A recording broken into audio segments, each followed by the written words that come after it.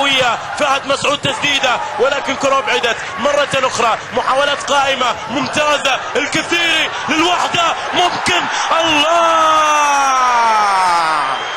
يا سلام على الوحدة. هدف ثالث لأصحاب السعادة.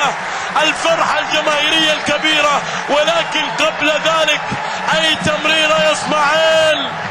تمريرة من إسماعيل مطر بشكل رائع جدا. وبالتالي هدف ثالث لصالح فريق الوحدة. الوحدة وسط أرضه وجماهيره. شوف إسماعيل. يا سلام يا إسماعيل. يا عيني يا إسماعيل. تمريرة ممتازة وصلت للكثيري.